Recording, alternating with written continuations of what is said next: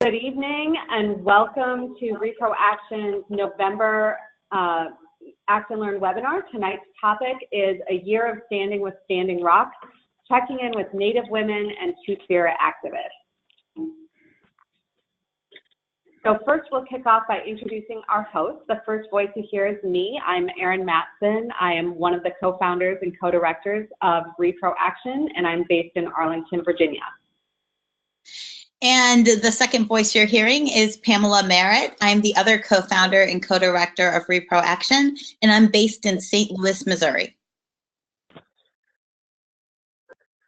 Great. So an agenda for this evening, we'll start off by introducing Reproaction, then we'll go through a brief summary of Standing Rock activism, and then we'll get in with our panelists. Tonight we're very fortunate to be joined by Charon Asetoyer, Deerinwater, and Tammi Kromenaker. We'll do next steps, and then we'll do Q&A. So if you have questions during the course of this webinar, feel free to chat those into the chat box at any time during tonight's presentation. We'll get to as many questions as we can at the end. And if you're on Twitter and you'd like to live tweet things you're hearing tonight and your reactions, feel free to use the hashtag Reproaction. So Reproaction is a new direct action group formed to increase access to abortion and advance reproductive justice. We're incredibly proud of our left flank analysis and our willingness to hold folks on all sides of our issue set accountable, whether they're traditionally considered allies or opposition. We're deeply proud of our commitment to nonviolent direct action as one of the tools in our toolbox. And with that, I will pass it to our campaign lead, Shireen Rose-Shakuri, to give us a summary of Standing Rock activism. Thanks, Erin. And again, I really want to thank our presenters. This is a topic that I've been wanting to work on for a while, so I'm really excited to get to the panel. But first, I wanted to add in a scoping note and a couple of other notes about the presentation today. That our discussion is limited to Native peoples living in what's now North America, recognizing that Indigenous resistance to colonizers is happening worldwide. And additionally, we will be using the word protest frequently, acknowledging that the actions at Standing Rock and other Indigenous resistance are acts of protection of water and natural resources, but for the purposes of Reproaction's lines, we want to draw comparisons to direct action, organizing, and activism spaces. So I don't want to appear like I'm shying away from the word protest either, because it is valid and necessary as a form of political speech. If you could hit the next slide.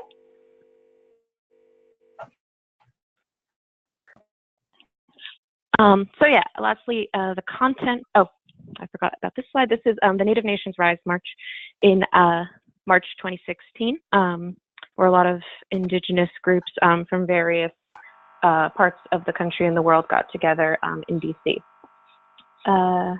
Next up, we have a content warning slide.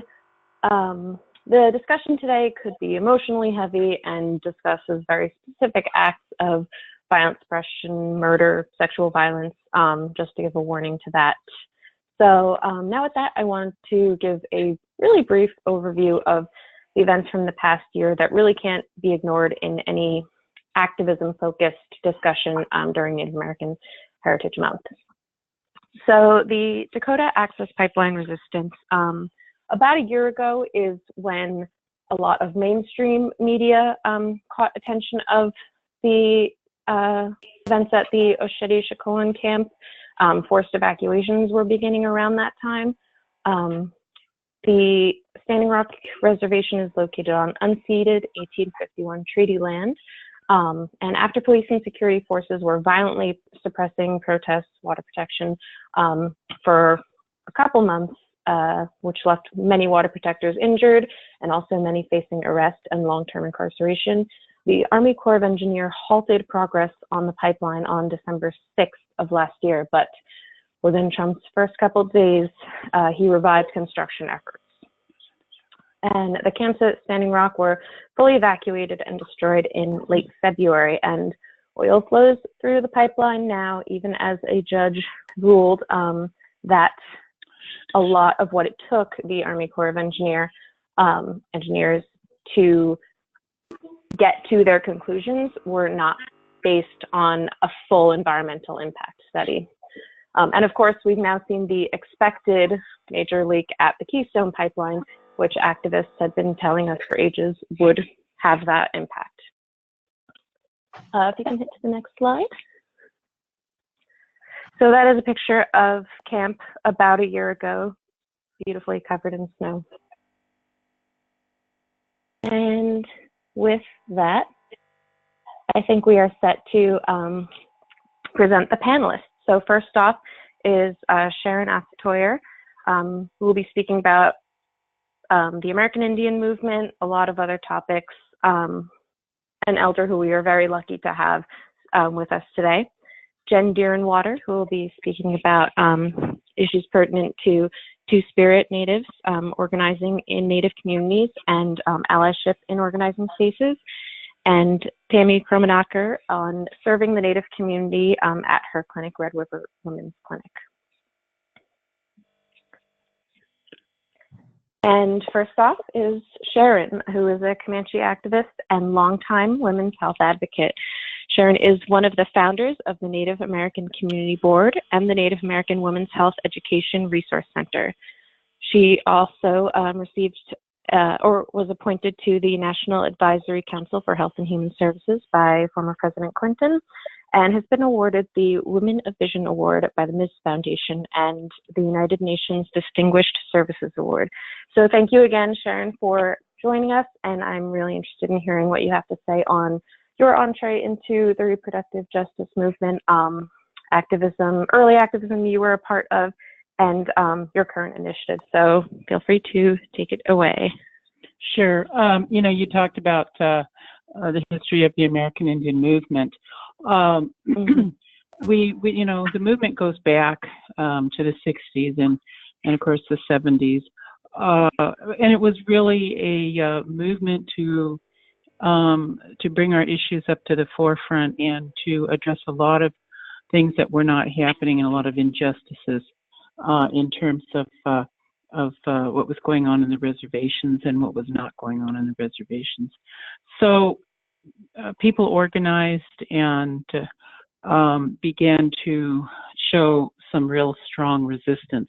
Not only was the American Indian movement, the Native community, rising up, but there was also other communities of color that were standing up for civil rights and various kinds of resistance. So it was the time that people of color, including Indigenous women, Indigenous peoples, stand up and start to resist in a way that this country hadn't seen in a long time. River, Alcatraz, the Trail of Broken Treaties, Chiloquin, which took place in southern Oregon, and several activities from there until we got to Standing Rock. And out of the leadership that was very active back in the 60s, 70s, and 80s. Of course, a lot have passed on. Some are still around. And our fear, of course, was that who is going to take over? And lo and behold, the emerging activists, our youth, just came into full blossom during Standing Rock. They stood up, they organized themselves, they took on leadership, and we realized they listened, they paid attention. And a lot of times you don't think that your kids will do that or are paying attention, and they are, and they were. And they showed remarkable organizational skills, leadership skills, and really far beyond what we did back in the 60s and 70s. They organized a lot of nonviolent action, civil disobedience, and they were able to organize these huge campaigns, like divestment, the whole divestment movement, which has been pretty incredible to get multinational groups to withdraw their involvement in certain investment institutions, or putting their money into the pipeline company or institutions that were lending them money and supporting them as they move forward. So the whole divestment movement, started out targeting Wells Fargo and has extended into other institutions, and it's gone from the United States, from city, to a global movement to get companies to divest and to invest in doing some social responsibility in terms of who they support, and not supporting companies and that are infringing on Indigenous lands and Indigenous rights and murdering Indigenous peoples. Standing Rock was a perfect example to the world what is going on in Indigenous communities throughout not only the United States but the world. Our organization has been around for about 30 years, and it started in around 1985 and has grown, do a lot around environment and mostly reproductive justice, and looking at the crossroads early on where environmental justice merge. And as we continue to grow, looking at violence against women and where all three of them intersect, focusing on primarily reproductive justice and violence against women. We do a lot around policy issues, and we have been able to get some incredible policies passed. We were able to get standardized sexual assault policies and protocols put into place within the Indian Health Service. That you would think would have been done years ago, but there was no continuity and consistency. For instance, in an emergency room, when a woman after a sexual assault was brought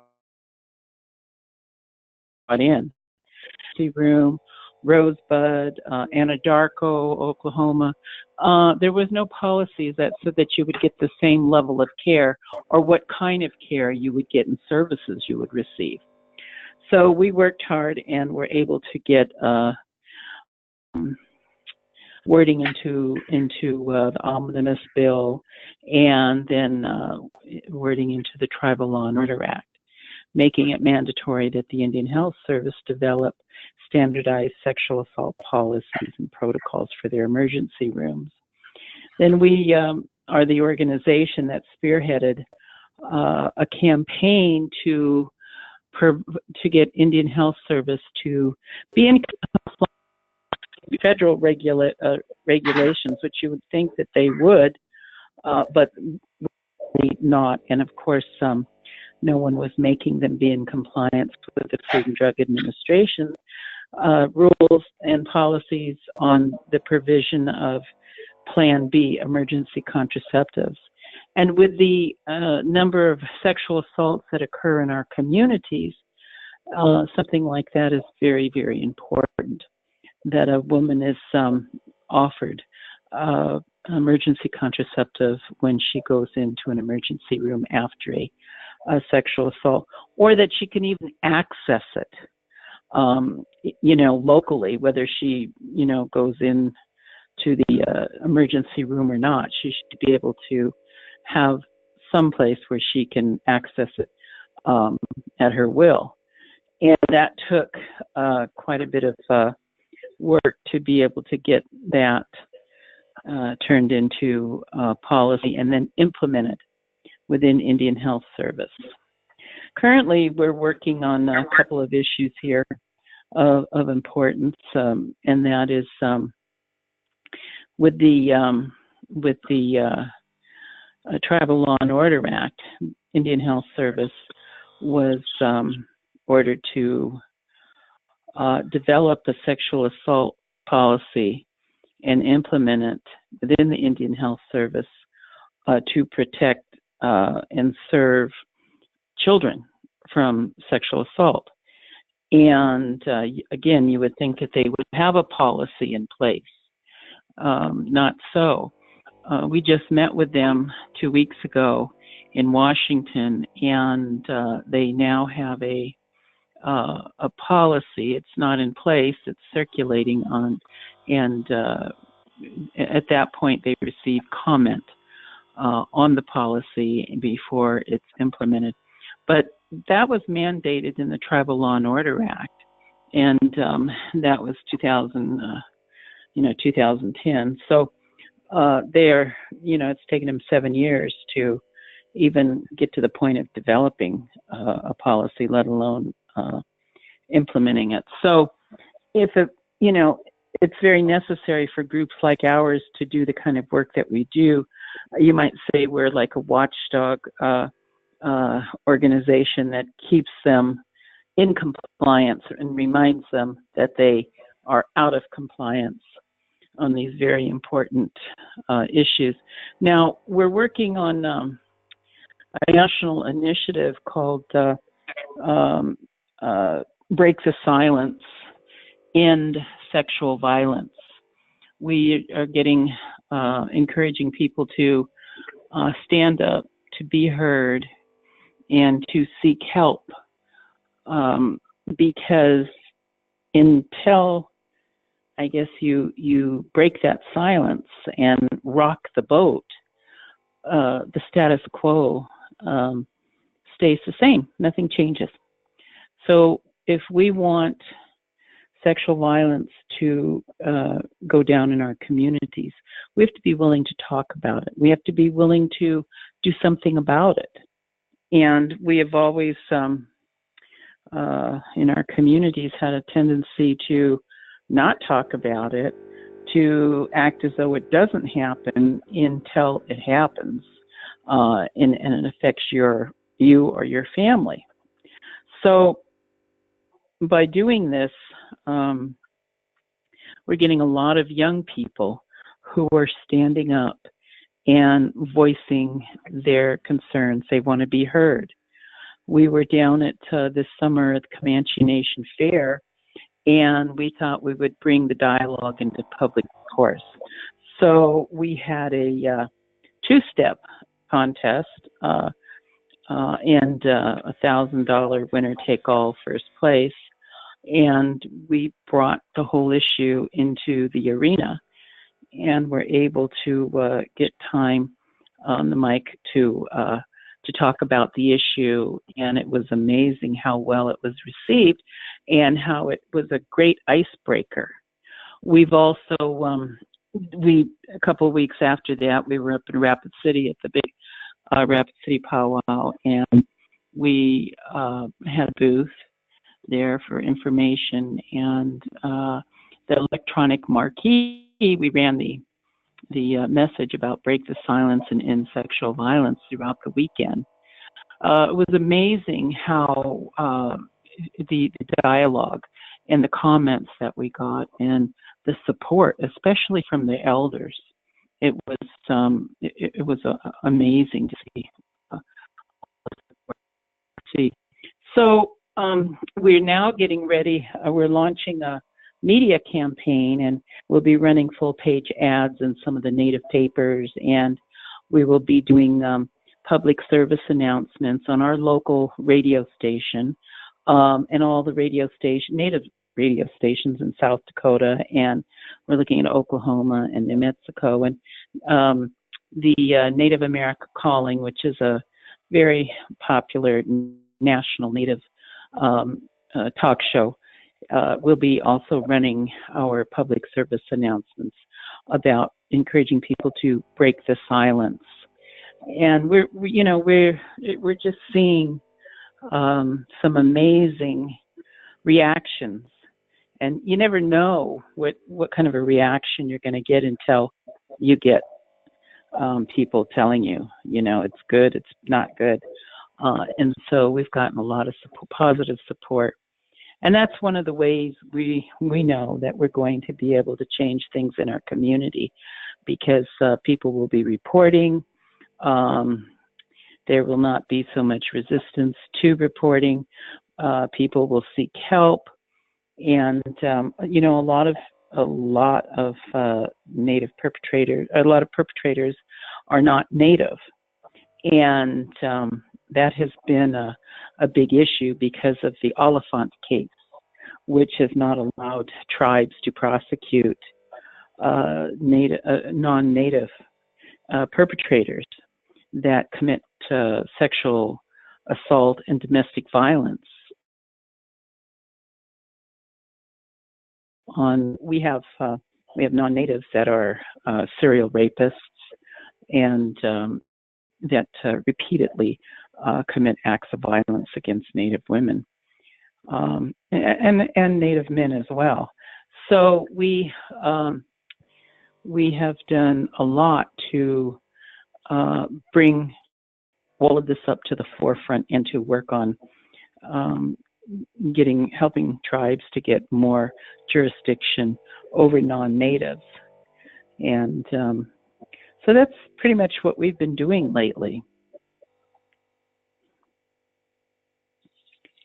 That's really incredible. Thank you for sharing. And we will get to a Q&A at the end. I'm sure there's a lot of questions that will be specifically directed at you, Sharon. But for now, I'm going to pass it on to Pamela, I believe, to introduce our next speaker. Thank you so much, Sharon, and thank you, Shireen. So the next speaker is Jen Deerinwater. Jen Deerinwater is a Salagi citizen of the Cherokee Nation of Oklahoma and a bisexual, two-spirit, multiply disabled, hard femme journalist, speaker, and organizer who covers the myriad of issues her communities face with an intersectional lens. She is the executive director of Crushing Colonialism, an Indigenous media project. They is a classically trained vocalist and former campaign manager and organizer. Jen uses she, her, and they, them pronouns. Thank you so much, Jen, and I can't wait to hear what you have to say. Yeah, thank you for having me here with you all. I really appreciate it. So I'm going to start just by speaking a little bit about what it means to be two-spirit and some of our historical roles, and then get to the contemporary parts that we play in Native community. So the term two-spirit itself it's a fairly new word to describe traditional, longer-standing gender roles within Native communities. So it's an English contemporary language term that was created in either 89 or 90 when a group of Native LGBTQIA2S people joined together. And our elders felt like that we needed to have a term that was reflective of the traditional pre-white invasion gender roles that we had. So many of our Native nations had more than just the binary man-woman roles that we see playing out in American society and across the world. The Lakota, for example, had 7 gender roles. My tribe had an additional gender role as well. And so our ancestors, they weren't persecuted by our people. They were just a part of the nation, and they all played a really large role in daily life. I mean, we had two-spirit people who went to war. We had two-spirit ancestors who were part of delegations to do negotiations with the U.S. government.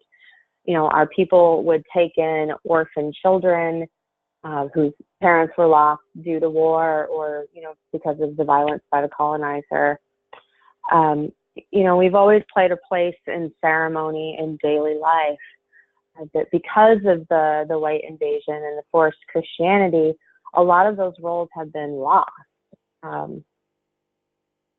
You know, some of our first ancestors who were targeted by the colonizers were our Two-Spirit people.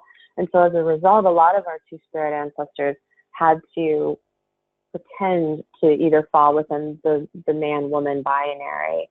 And as a result, a lot of our natives today don't even know that we have more than these two genders.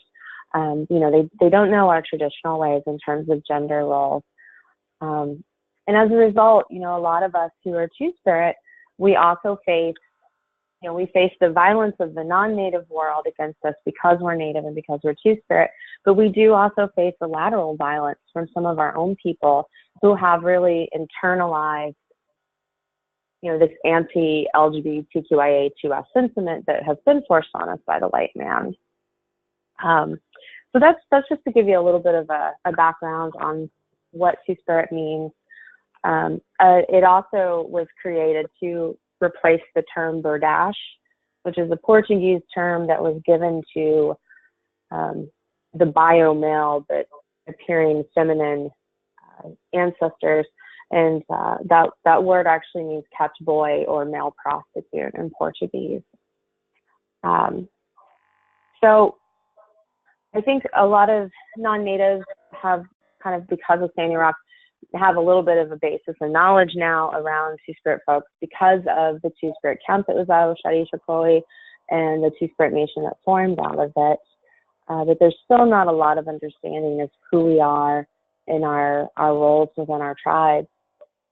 So this camp was founded by Mestizo and Oglala Lakota person named Courage. They founded the camp just a couple of months into Oceti being open. And then eventually Candy Brings Plenty, who is also Lakota, came in and she formed it into what we know it as today. She has been working on getting the Two-Spirit Nation nonprofit status. She played a large leadership role within the larger camp and movement in North Dakota. And so between Courage and Candy, they helped to give Two-Spirit people a place and a voice in the No Dapple fight. And I'm very thankful to both of them and the work that they did and how they put themselves out there for the rest of us. And, you know, as a result, the Two-Spirit Nation camp had an ongoing presence of LGBTQIA2S Indigenous people from a variety of nations and clans. And our people within the Two-Spirit camp were playing a large role in daily life out at Standing Rock. You know, our people were doing cooking, they were doing medic work, they were out on the front lines, they were the people getting arrested and maced. They were also doing a lot of spiritual work as well in order to bring sort of the healing back to our people and in an attempt to complete our circle. Because if Two-Spirit people are being left out of the Native community, then we're not a whole community. And so the Two-Spirit Nation really has been working a lot to complete that circle and restore a sense of balance amongst our people. And so I went to Standing Rock a couple of times and I spent a little bit of time at the Two-Spirit camp. You know, there are definitely people that were there a lot longer than myself that could speak to a lot more of the details of daily life at the camp, including some of our youth. There are several people on the International Indigenous Youth Council who are also Two-Spirit, and that's something that's often erased. You know, it was our youth and our women who started the camps at Standing Rock, and a lot of those youth were Two-Spirit. And so I feel like it's really important to recognize that and show that when we talk about the work that we do in Native community and in environmental rights and racial justice and so forth, because if we're leaving out our Two-Spirit relatives, then we're leaving out the entire community. We're not really showing up for everybody. And that's a problem that we face daily. And that was really seen at Standing Rock, I feel like. You know, and then in terms of issues of allyship for Native people, you know, I've really personally been trying to get away from the term of ally and instead using the word accomplice. I feel like allyship is kind of, it's more, allyship is more about assuaging white guilt rather than actually showing up for Native communities. You know, these are the people who would put on safety pins but wouldn't go use their white privilege to stand on the front lines and be the ones that are being abused and arrested instead of Native people. You know, and so this is, you know, allyship for me, when I think about it, it's just really sort of another way of tokenizing and fetishizing and erasing Native voices. It's a way of keeping us from being able to speak for ourselves and be active leaders within our movements in this world. You know, and as a result of that, there are a lot of problems within our communities that are not being addressed, like the violence that our Two-Spirit people are suffering. You know, so it's been touched on a little bit here about the sexual assault rates that our Native women suffer, which are devastatingly high, but we don't actually have any real figures to show the impacts of violence on Indigenous LGBTQIA2S people. But we do know that we're suffering. You know, it's not just women, it's also Two-Spirit people who are being raped as a result of these man camps at resource extraction sites. You know, our Two-Spirit people are being murdered. The second trans woman on record who was murdered in this year, 2017, was a Native woman. She was genuinely wounded arrow, and I believe that she was murdered on the 7th day into this year. And that was one of the first times that any of the LGBT community ever stopped and went, wait a minute, maybe we should start looking at Native folks and counting them and counting the violence that they're experiencing. And so that's a really important part of how we're going to move forward as a Native community. And, you know, in terms of the work of decolonizing, is that we have to have our Two-Spirit people there being recognized and being backed up by non-Native and our het and cis Native relatives. Thank you so much, Jen. So please stick around. We will have a Q&A at the end. I want to take this moment to remind attendees that if you do have questions throughout this webinar, please do drop them into the question tab on the GoToWebinar control panel. And with that, I'm going to hand it off to Erin. Thank you, Pamela, and thank you to Jen. All right, so I'm going to introduce Tammi Kromenaker. She is the owner and clinic director of the Red River Women's Clinic in Fargo, North Dakota, which is the only abortion clinic in the state. She has been working in abortion care since 1993. She works diligently at engaging her local community in support and maintaining an excellent clinic in a conservative state. Tammi serves on the boards of the Abortion Care Lead, Abortion Access Fund, and Plants for Patients. She was awarded the C. Laller Burdick Unsung Hero Award from the National Abortion Federation and the Person of the Year Award from the Abortion Care Network, both in 2012. Red River Women's Clinic was awarded the George R. Tiller Attitude is Everything Standard of Excellence Award in 2015. Tammi, thank you for joining us. Thank you. Thank you so much for having me. What I'm going to speak about is just our experience at Red River Women's Clinic providing care to Native women in both, North Dakota, South Dakota, and Minnesota. We serve those 3 states. There's a large number of Native women in those 3 states. The thing that is most difficult, I think, for us and very relevant to this webinar is the assault stories that we hear from patients. The one that stands out most to me was a woman who once shared that, rape is so prevalent in her community, but she was approximately, 20 to 24 years old and had yet to experience a sexual assault. She just spoke about it as if, it was just a thing that had to happen, and she was waiting for it to happen. And she shared a story about being with a person that she thought was safe, and it became unsafe, and he began to assault her. And, she just said, well, he's not as bad as some of the others could be. And, just sort of, she didn't let it happen, of course. She didn't have the power to do that, but she said, okay, done. I've got my assault over with. Now I can move on. And it was just one of those things that we, reflect on a lot as a staff to make sure that we remain, open to letting our Native women share those stories with us, and being just open to knowing that that is a reality of their life that, we don't necessarily always experience. The interesting thing to me is the demographics in North Dakota have changed in the last few years. Up until 2013, besides Caucasian women, Native American women were our second highest patient population that we saw here at the clinic. It's always been about 11 to 12% of our entire patients that we provide abortion care for. But starting in 2013 and up and through 2016, actually Black women have surpassed Native American women as the second highest patient population that we see at our clinic. And I think that's just the changing demographics of North Dakota. I don't think that there's any more or less Native women needing our care. It's just the changing, there's a lot of refugees that are coming into North Dakota that are from areas of the world where those women identify as Black.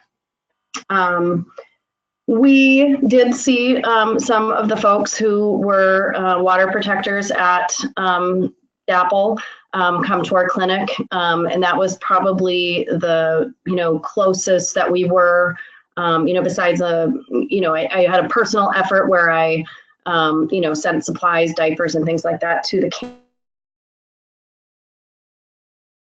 camp who came and needed our care, and that was where we heard those frontline stories about what was happening at the camps and what kind of sexual and reproductive health care was needed, and the services that were being provided there.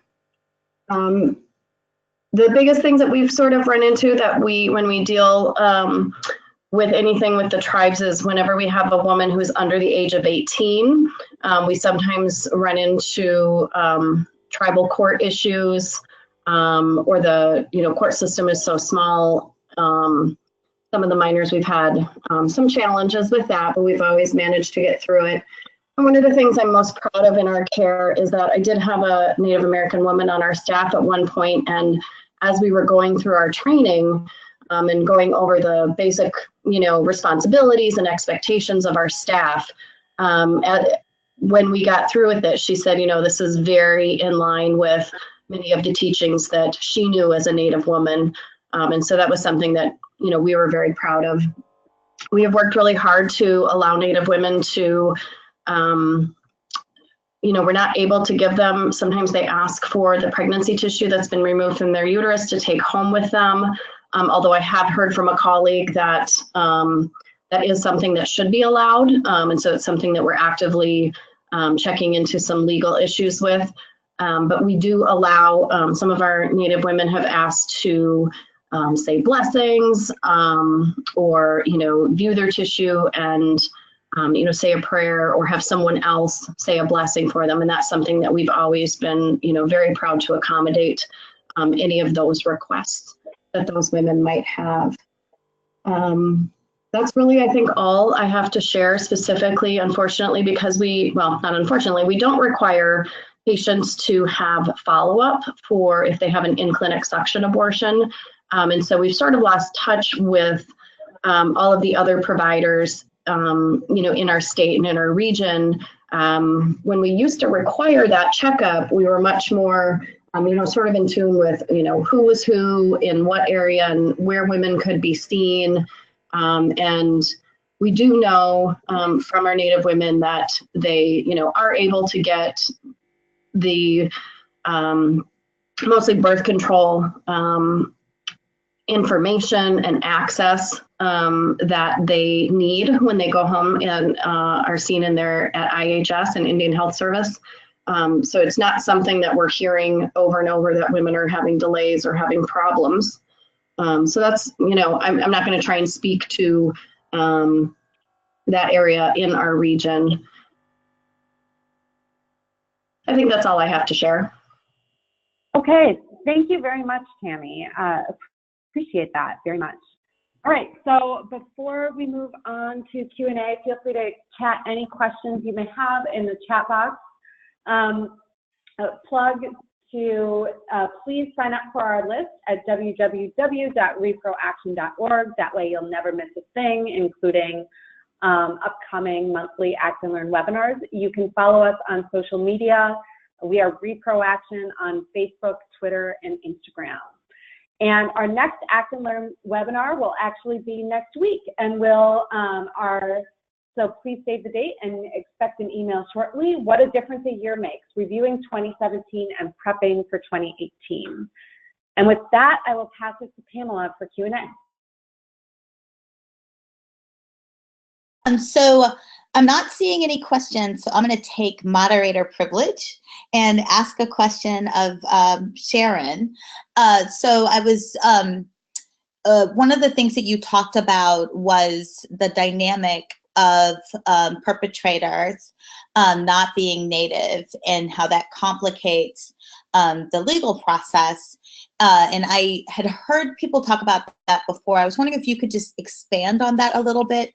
And I had a secondary question, which is anybody capturing data about reported sexual assaults by non-Native perpetrators that could be used to do the work that you talked about as far as getting more legal jurisdiction? Yeah, the Department of Justice has kept it, and their statistic is 80%, 85% of the perpetrators are non-Native, and Wow. Those are their statistics. And so, because of the Oliphant case, which happened back in I think it was the 60s, it took took tribes' rights away to have jurisdiction to prosecute, to arrest and prosecute non-Natives on tribal lands.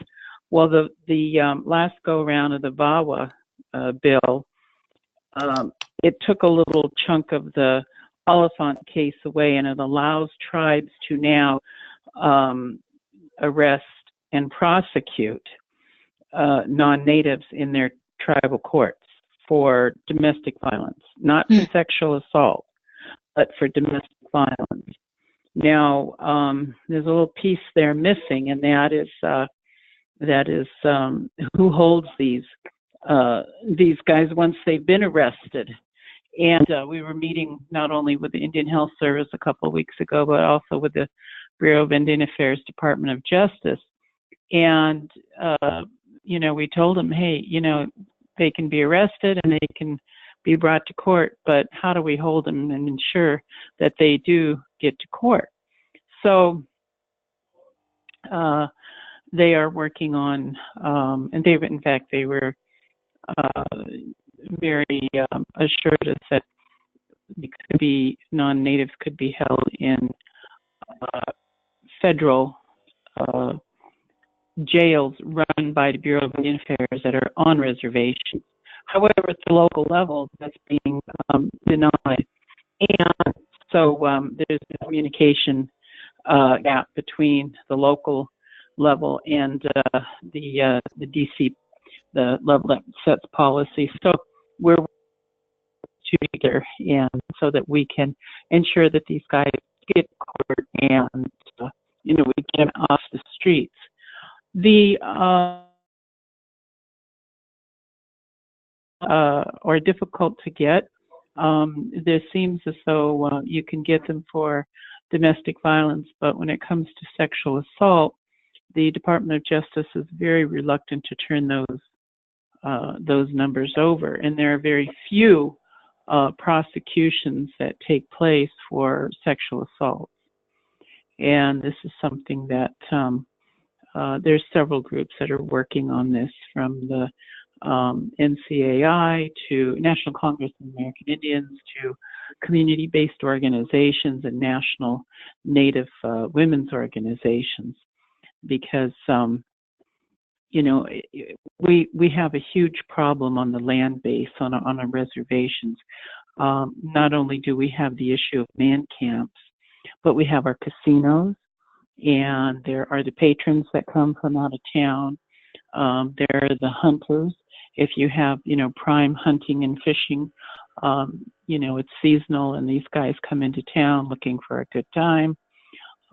And we have a lot of Native women, a lot of trafficking that goes on. And of course, whether you've got oil wells or pipelines or timber or mining, you do have the man camps. So there's a lot of trafficking that goes on our reservations, and a lot of people have no idea to the extent that it occurs. And it's something that we're working on at the local level to bring awareness to and a stop. It's very tragic because we're seeing young people, both young men and women in their early teens being trafficked and disappearing. So we do a lot around that issue, and it's not only policy work. We have a shelter for women fleeing from domestic violence and sexual assault. So we see and work with a huge, the huge spectrum from direct services to policy. And we are land-based. We're here on the Yankton Sioux Reservation in South Dakota. But anyway, those statistics are provided by the Department of Justice on non-Native perpetrators.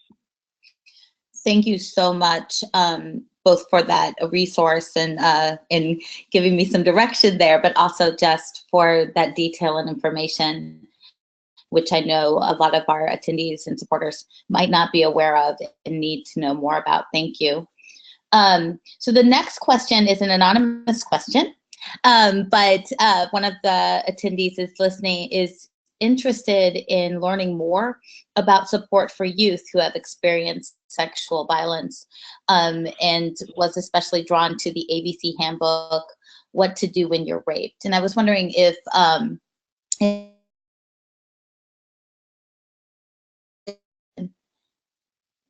Sure. So I don't know of any organizations specifically within the colonized U.S. That are doing work with youth, but in Canada, there's a wonderful organization called the Native Youth Sexual Health Network. They're based in, I believe, Toronto, but they do a lot of work across Turtle Island, so Canada, U.S., and Mexico, about sexual health and well-being, and dealing with issues of assault and reproductive justice issues for Indigenous youth. And they are an amazing organization. They're a little bit more of a service provider rather than an organization that catches statistics. And like I mentioned earlier, we don't really have any real studies and statistics on our Indigenous, on our LGBTQIA2S people, and the rates of violence and things that we experience. So Native Youth Sexual Health Network, great organization. I love them a great deal. Also based within colonized U.S. is the National Indigenous Women's Resource Center. Now, I don't believe that they have done any work specifically around queer and two-spirit people or youth, but they're another excellent resource to go to in terms of improving the quality of women and female-bodied people's lives, and and fighting against issues of sexual assault and trafficking and domestic violence and all of these things that Sharon mentioned just a little while ago. Thank you so much for that information. This is Sharon. Did I hear you say somebody's asked the question about the what to do when you're raped, the ABC? We put that out in conjunction with the Parsons School of Design, and the Ms. Foundation funded it. And what is it that they wanted to know about it? Just in relation, it was just a curiosity in relation to it being a resource for youth. Yes, it is, and it's available through our clearinghouse. We also have developed, which is used and reused by groups, which tells us that it's very effective, and the youth respond to it. But it's a curricula for teen dating violence, and we have a curricula for young women, for teens, and we have one for Native men, young boys, and so we we provide those through our clearinghouse, and they're used all over the Indian country, and we developed that quite a while ago. But those are very tangible resources and are used widely and are very well received. Thank you very much. So my next question is for Tammi. And the question is, to what extent have trap or trap-like laws impacted your clinic functions and in servicing affected communities? Well, it's a great question. North Dakota has all pretty much of the trap laws, including our doctors still have to have hospital admitting privileges at a hospital within 30 miles, which was one of the parts of Whole Woman's Health v. Hellerstedt that the Supreme Court ruled was not constitutional, but because that didn't just go through the states and clean up those laws, we still have that law in place. But in North Dakota started in the early 90s with, passing these laws. So we have some of the oldest parental consent laws, 24-hour waiting period, materials the woman has to receive. We have to tell her ideological language, such as the North Dakota law defines abortion as terminating the life of a whole, separate, unique, living human being. We have to, read her a number of state-mandated information. We don't have physical, space requirements in North Dakota. But otherwise, you name it, we've got it. I think the biggest one that affects, the affected communities or Native women that we're talking about is the parental consent. And that's probably the one that's most relevant to that population, is dealing with the sometimes very but when you start talking about having to deal with a tribal court possibly, or the most complex one we had was a young woman who had been placed in a different county because she was placed with her auntie who lived there, and it was a different county, and it was off the reservation. And so when you have to, North Dakota law requires both biological parents be notified and custodial parent or parents give consent. And in that particular case, it was one of the parents that we didn't want to involve because one of the parents was abusive. And so it was a really difficult case. We ended up resolving it, but I think dealing with where a young Native woman might live and whether she's on reservation or not, or if she's been put in a placement.